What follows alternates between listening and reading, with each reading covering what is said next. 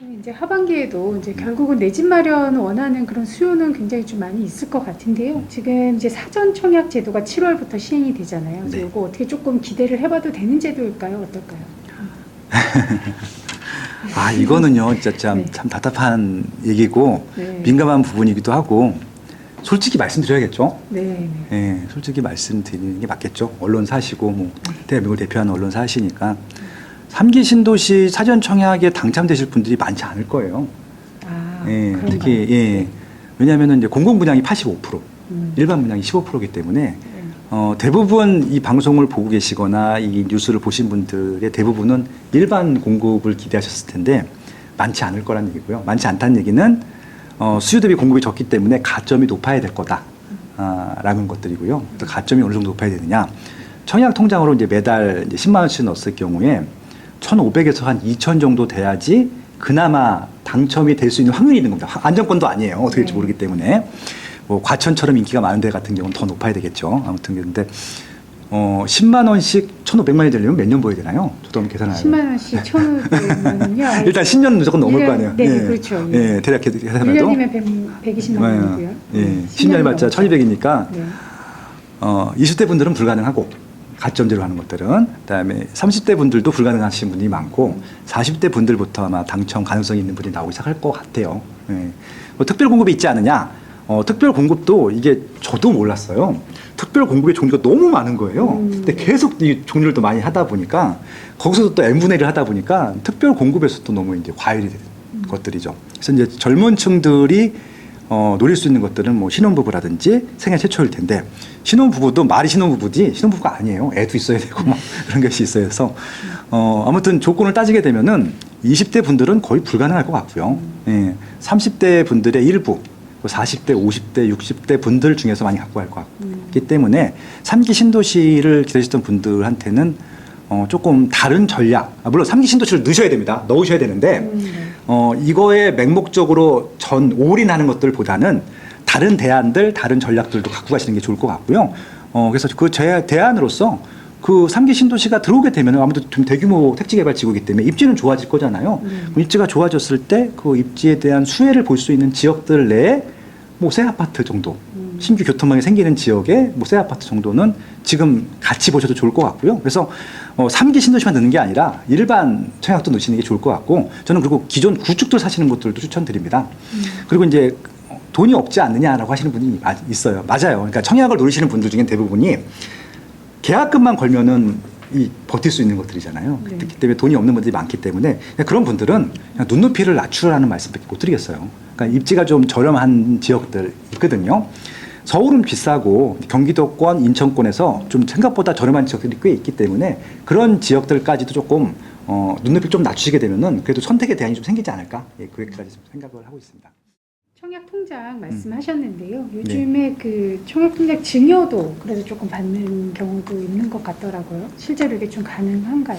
그러니까 이제 과거에 저희 부모님이 그러니까 그 과거에는 그 주택 종합저축 나오기 전까지는요.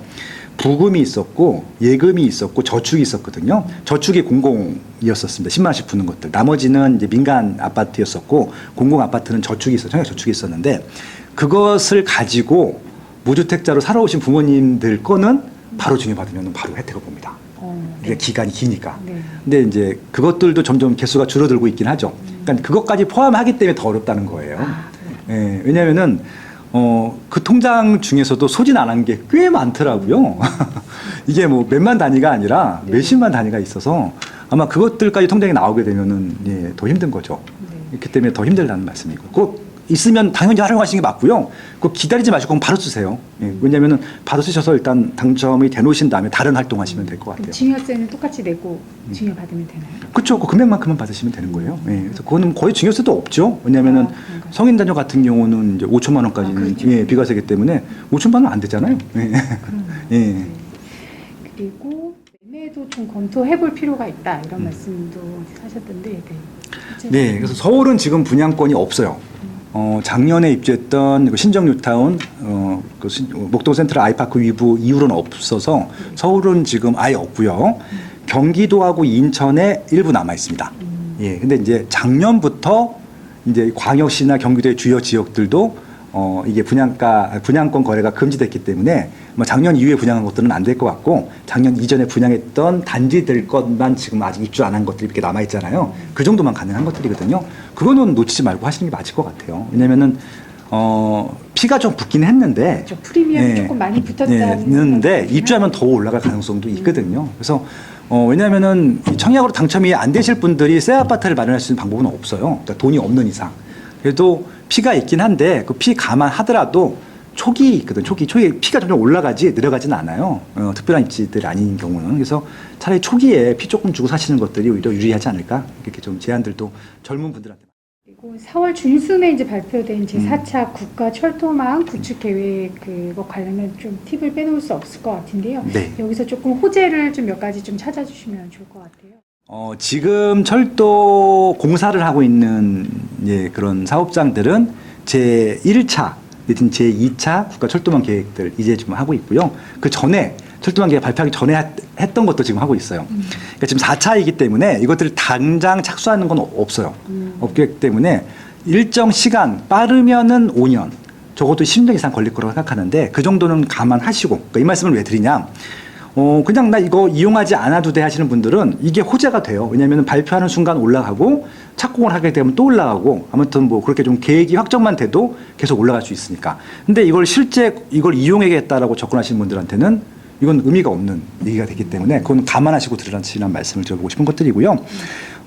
지금 여기서도 계획이기 때문에 확정된 것들 위주로 보자고 말씀을 드렸고, 지금 이제 그 말씀하신 이제 김부선이라고 하는 것들, 김포 부천일 텐데, 김포 부천을 연결하는 이유는 G2X-B를 연결할 수 있기 때문에 괜찮습니다. 괜찮고, 나쁘진 않은데, 아무래도 GTX의 생명은 일자리 메인 지역일 텐데, B가 지나는 노선들도 일자리가 많긴 하지만, 강남권이 월등히 많거든요. 그러니까 A나 C랑 연결을 하자라고 하는 것들이어서 그래서 지금 이제 정부에서도 고민하고 있는 것들이 그 부분일 것 같고 지금 실질적으로 뭐 김포나 부천이나 심지어 하남시에서도 지금 연합해서 좀 해달라고 하고 있는데 그러니까 강남권에 연결해달라고 하는 것들이거든요. 그래서 좀 변화가 될 여지도 있을 것 같고 이제 김부선이 아니라 지금 용산까지 좀 연장하는 안들도 확보를 했더라고요. 용산까지 오게 되면은 그래도 용산도 일자리의 중심지이기 때문에 일단 봐야 될 것 같습니다. 근데 아무튼 김부선도 저는 괜찮다고 생각을 해요. 환승하게 되면은 GTX-B랑 만나기 때문에. 근데 이제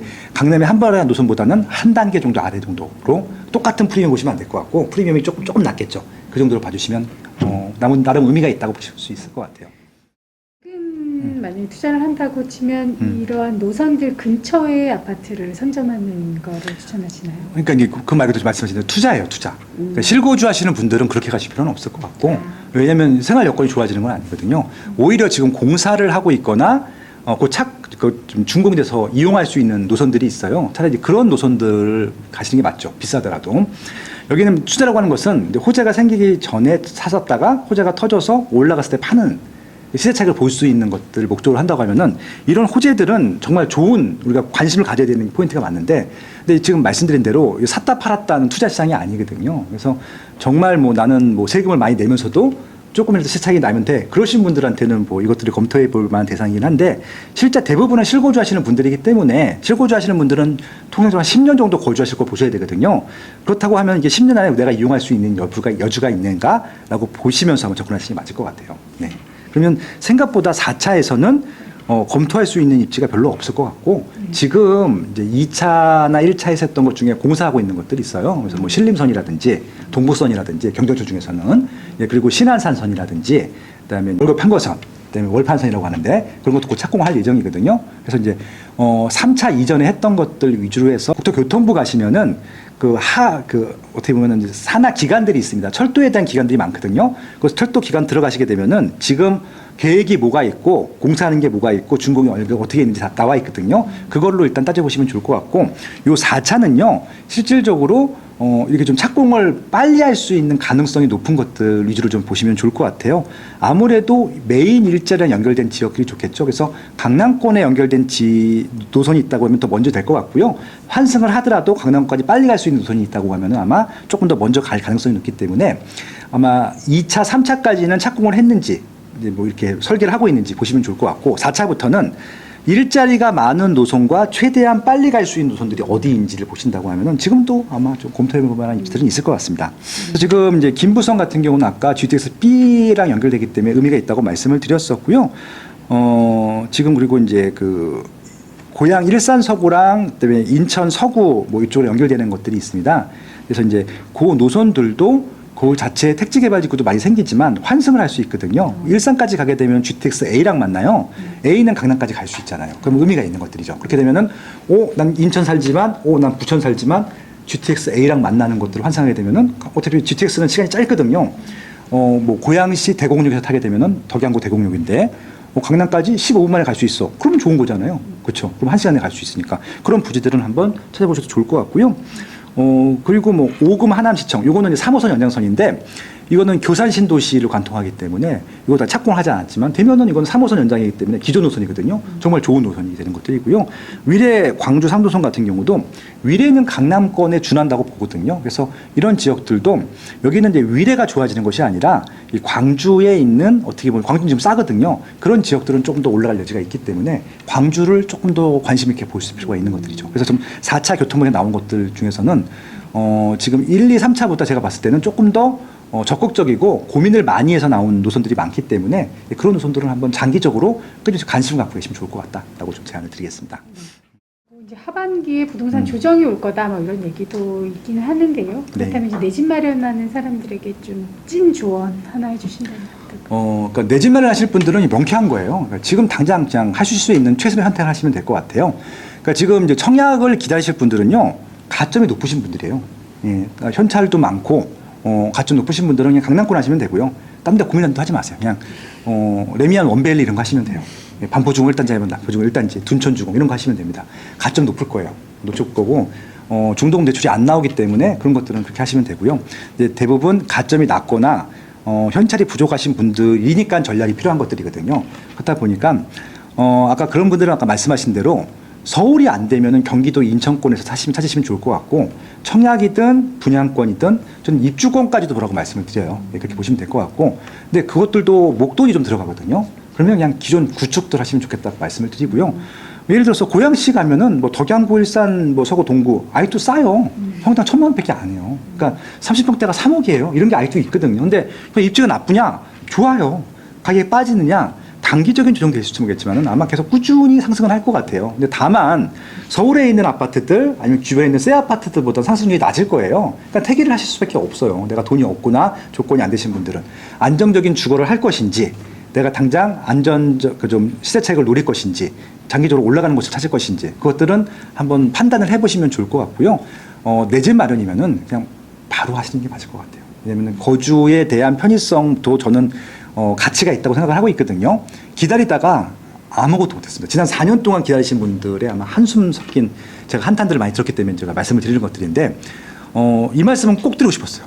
정부가 집을 해주지 않아요. 절대 해주지 않습니다. 그거는. 그냥 정부는 조건만 만들 뿐이고 그 조건에 맞는지는 내가 선택하는 것들이고요. 되는지 안 되는지도 본인이 선택하셔야 되는 것들이거든요. 그렇기 때문에 기본적으로 내 집 마련은 빨리 하시는데 일단은 내가 할 수 있는 최선의 선택들을 하는 말씀을 좀 드려보고 싶었네요. 네.